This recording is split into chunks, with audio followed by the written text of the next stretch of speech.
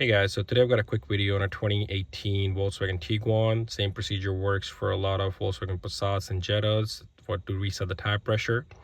Most of the cars will have buttons over here. Since this one does not, we're going to use the lever over here to do it. So the light comes on as soon as you turn the ignition on or you start the vehicle.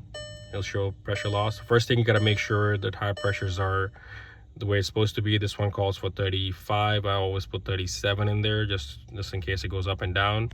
So next step will be we're gonna press and hold this button right over here, and you'll see the menu will change over there. So press and hold, then we're gonna press it one more time.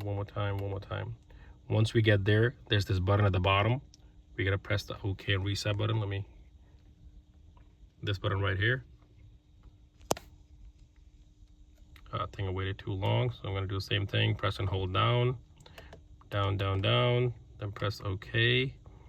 I'm going to go down right here, tire pressure, press OK, store, down, confirm.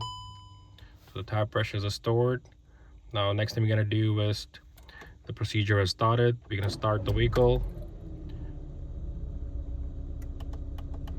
You can get out of the menu over here and drive it about like 3-4 miles. As long as the sensors are fine and the tire pressures are fine, the light should stay off. But if it comes back on, that means there's another issue. So simple procedure, no special tools are needed. Thank you for watching this video. Please support, like, and subscribe.